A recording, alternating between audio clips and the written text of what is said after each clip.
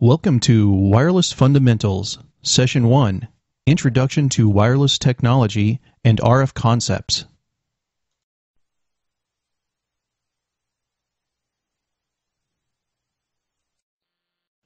You have just been moved into a new department and are responsible for the wireless network at the corporate headquarters of the Paradise Country Club and Resort.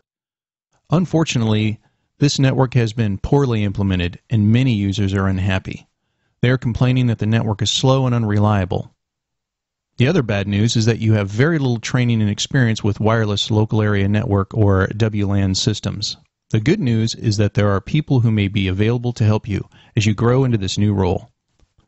Vivek has a few years of experience and is very knowledgeable. Trouble tickets are flooding in, productivity is down, and you are in the hot seat. Vivek, help! You head toward his office right away. While walking to Vivek's office, a few questions come to mind. What kind of WLAN equipment are we using, and how can I access it? Once I gain access, what should I look for?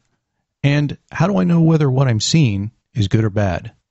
Thankfully, Vivek is available and has already begun to assess the situation. He answers your question as follows. Paradise has implemented WLAN systems based on HP's unified wired and wireless architecture, chosen for its scalability and wide range of products. You'll learn more about these products and how to access them later as you continue in your training. For now, let's chat about some basic WLAN concepts. Armed with enough of this knowledge and a bit of experience, you will soon understand and apply WLAN concepts in order to interpret systems, use the right tools, gather data, assess that data into actionable items, and make a successful diagnosis. In biology, the cell is a basic component of all life forms, and so it is with WLANs. So let's start there. An access point, or AP, is a device that transmits and receives wireless radio signals. The energy of these transmitted radio waves decrease in strength as they travel through the air. An endpoint that is very close to the AP will receive a strong signal and get a high data rate.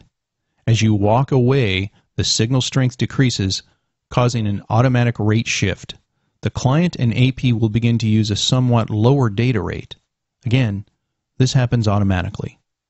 As you move farther, your data rate decreases from, say, 11 megabits per second to 5.5 to 2 and down to 1 megabit per second. A bit farther away, the signal becomes too weak and the connection is lost. This defines the coverage area or wireless cell for an access point. A station must be able to detect the AP's signal, and the AP must be able to detect the station's signal. In the real world, every AP's coverage area is different. Exactly how different depends on many factors, such as what are the walls made of, and how many are there? What other obstacles are prevalent, such as filing cabinets, stock shelves? Is it an establishment like a conference room, auditorium, or stadium that can fill up with a lot of people? Here's a few tips about wireless cells. RF energy can be compared to sound or light. Absorption increases with dense, fibrous, or watery materials, such as trees, wood, paper, carpet, humans, or lead. Close the door, you hear drums and bass more than cymbals or guitar. Low-frequency bass sounds pierce obstacles much better than high-frequency treble sounds. You will soon understand the difference between 2.4 GHz and higher-frequency 5 GHz WLANs. Reflection is caused by metallic objects, metal cabinets, machinery, metallic window film, wire mesh structures.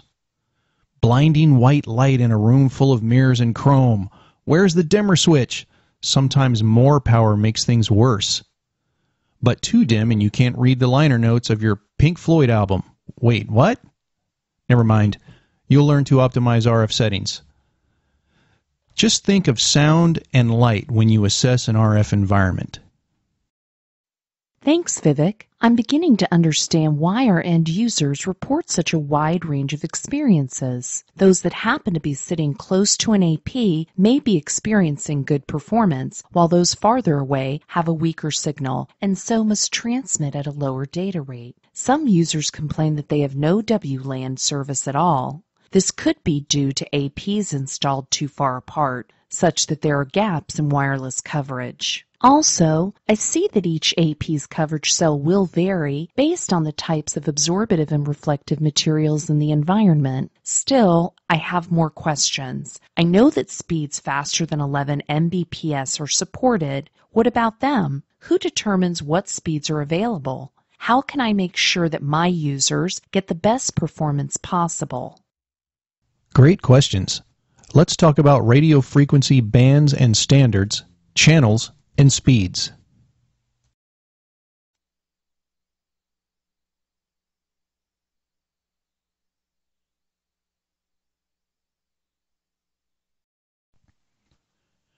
An RF band is a range of frequencies in the spectrum of electromagnetic waves, typically reserved for a specific use. In the figure, certain bands are used for AM radio, FM radio, TV, and wireless LANs. A channel is a smaller, defined slice of RF band that is used as a communications link. If you have a car with a radio, you can select the AM band and tune to a specific channel in that band. Or you could select the FM band and tune to a particular station. Similarly, WLAN systems have a 2.4 GHz band and a 5 GHz band, and each band has several channels. If two APs in the same area are transmitting, they must be on different channels. Two transmitters on the same channel interfere with each other. If two people yell at the same time, each individual message might be clear, but together they confound each other and communications does not occur. In human terms, this is called an argument. In RF terms, this is called co-channel interference. Neither situation results in good communications. You will learn about RF channel plans and how this can maximize the user experience. Each country has an agency that defines rules for how the RF bands can be used. It is illegal to operate a transmitter in most bands unless you meet certain licensing and technical requirements.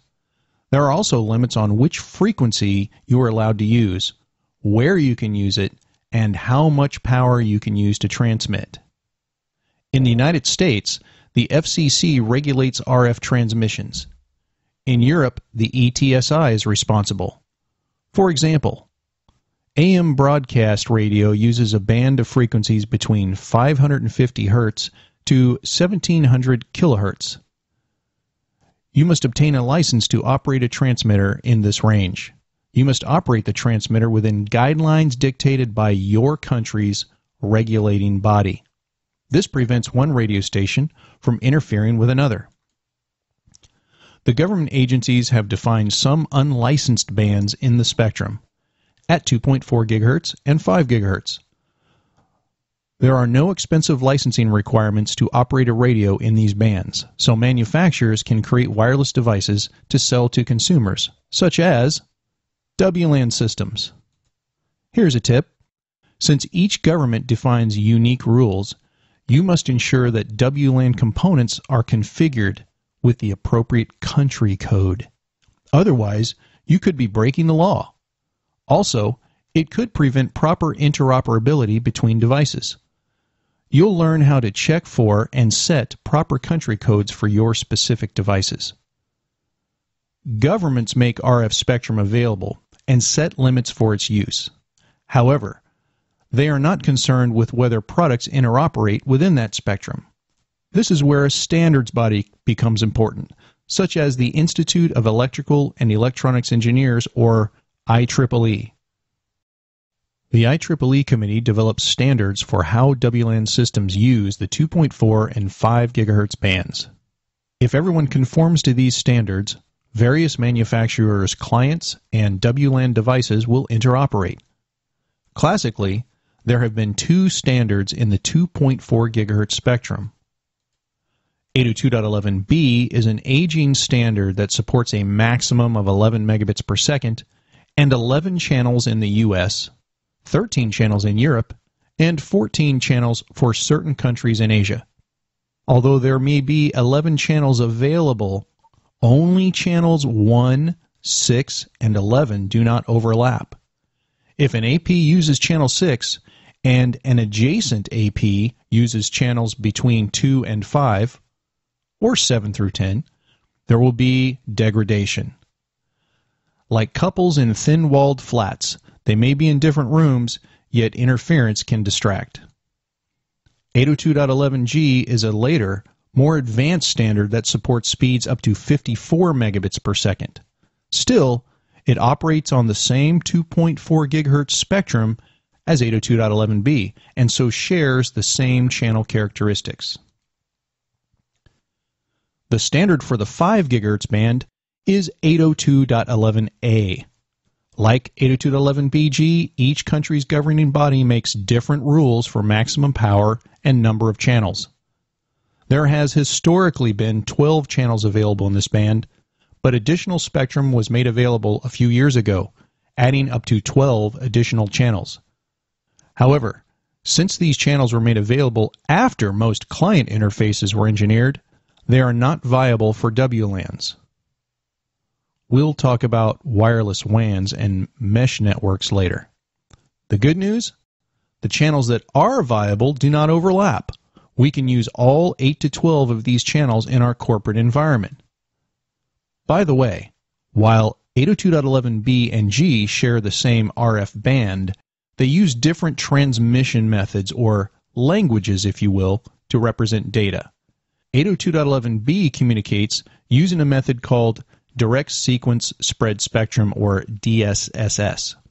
802.11g and A speak using a more efficient language called Orthogonal Frequency Division Multiplexing, or OFDM.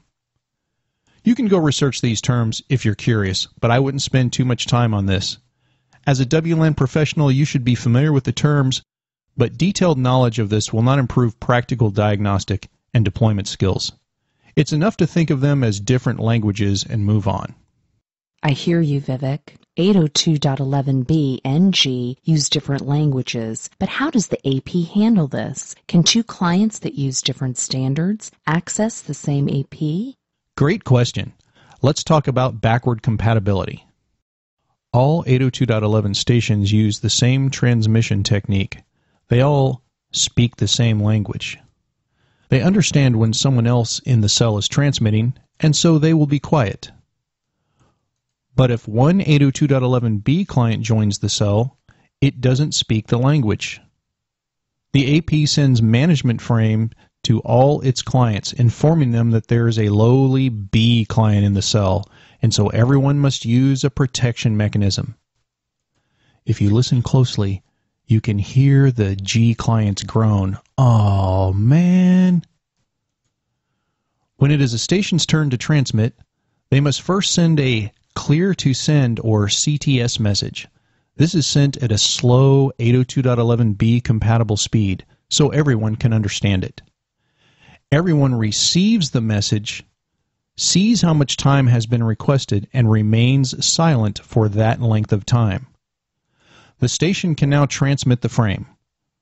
But what if Station B can't hear Station A's message? It would not know to be quiet, transmit at the same time as Node A, and cause collisions. This can happen if Station A and B are in the range of the AP, but are too far away from each other, or there is some obstacle in the way. This is called a hidden node issue. The nodes can't hear each other's CTS to self frames. There is a second protection mechanism known as Request to Send, Clear to Send, or RTS-CTS. It achieves the same goals as CTS to self, but involves more overhead. This is because instead of a station clearing itself to send, it must now ask the AP for permission. However, it can alleviate hidden node issues, which reduces collisions. Here's how it works. Before node A can transmit data, it must first send an RTS message to the AP. The AP arbitrates the various RTS messages it receives and transmits a CTS message for the station to be granted access at this time. All stations receive this message. Station B was too far from node A to see its CTS to self message, but it is well within range of the AP. All stations remain silent for the specified amount of time, allowing node A to transmit its frame. You'll learn about resolving these issues as you continue your training. By the way, the speeds we've been discussing are called data rates or connection rates. Wireless technology can be compared to an old Ethernet hub or coaxial cable where one and only one device may transmit at a time in any given cell. Each device must wait their turn, and other overhead is added due to management frames and frame headers. You will learn about this in detail later. For now, the point is that your actual real-world throughput is typically a bit less than half of the connected data rate. If your 802.11g endpoint is connected to the AP with a 36 megabit per second data rate, your actual real-world throughput will average around 18 megabits per second. This seems fairly simple so far, but you have a few questions for Vivek. Let's get a bit more detail on why certain channels can't be used and gain a deeper understanding of the differences between the 2.4 and 5 GHz standards and bands. The 2.4 GHz band is divided into 14 channels spaced 5 MHz apart. That is, the center frequency of channel 1 is 2.412 GHz. The center frequency of channel 2 is 2.417 GHz, and so forth. The channels are 22 MHz wide, but are only spaced 5 MHz apart. This is why channels overlap, up to 5 channels on each side. Think about this for a moment. The transmitter uses up an 11 MHz wide swath on either side of its center frequency. It isn't like a pinpoint laser beam. It is like a flashlight, and the wider the beam, the more data can be encoded inside of it. Literally, the width of the band is one determining factor for throughput. Bandwidth. Anyway, Europe, Latin America, and Asia Pacific support channels 1 through 13, while North America allows only channels up to 11. Only Japan supports all 14. As shown in the slide, wireless designers in North America typically use channels 1, 6, and 11 to avoid interference from overlapping channels. Wireless designers in other regions can use those 3 channels, or they could opt for channels 1, 7, and 13. Here at Paradise Resorts, we use channels 1, 6, and 11 everywhere, just to maintain some consistency, and this works fine for us. When adjacent APs use non-overlapping channels, the risk of co-channel interference is greatly reduced. It is often still present due to inadequate understanding and tuning of WLAN parameters. But this is the first requirement to maximizing the user experience. You will gain a deeper understanding and learn what parameters to tune as you continue your training. The 802.11a standard provides more non-overlapping channels and more channels overall than 802.11bg. Actual allowed channels vary depending on the country of implementation. Sets of channels have been organized into groups called Unlicensed National Information Interchange, or UNI bands. The UNI 1 and UNI 2 bands include 8 common channels that are used for WLANs. These are the ones you'll be working with most of the time. 5 GHz client endpoints support these channels. They often do not work with most channels in the upper bands. So what good are those upper bands? Later, you'll learn about using wireless gear to connect 2 or more offices together, used as a kind of wireless WAN link. You will also learn about wireless mesh networks. These deployments are purely AP to AP communications with no client connectivity requirements. These applications can use channels on the upper bands. The channels in the 5 GHz band are spaced 20 MHz apart, so there is little to no overlap between channels. For this reason, you can use all 8 channels for your WLAN. The Uni2 extended band was originally not available for use due to possible interference with military radar systems. However, the IEEE committee released a standard that would enable APs to automatically detect the presence of these systems and avoid interfering with them. This protocol is called 802.11h.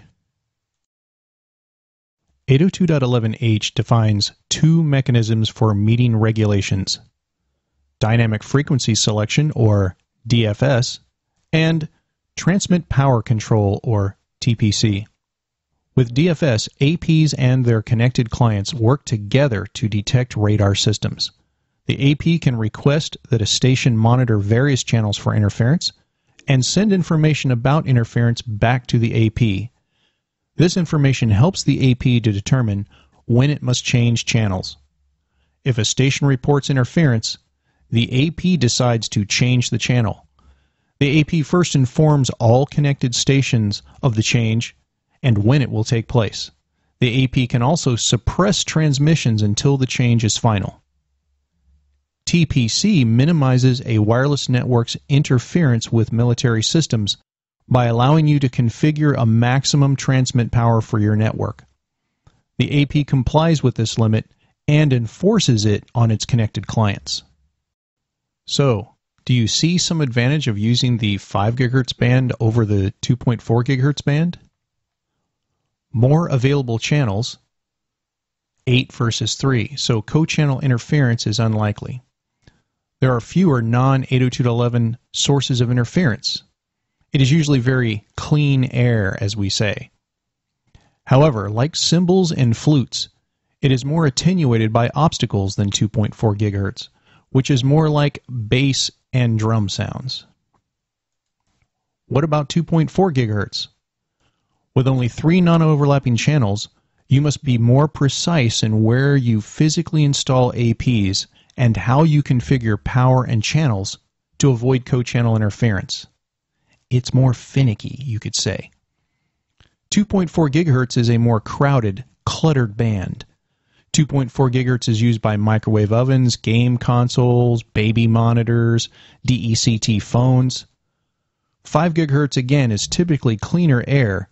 Non-802.11 sources of interference are more rare in this band. By the way, most enterprise class APs are a single unit that includes separate 2.4 and 5 GHz radios. They do share an enclosure, a management interface, and an Ethernet port, but the 2 radios are separate and distinct. This could be compared to an Ethernet switch with 2 separate interfaces that can be configured separately and do not interfere with each other.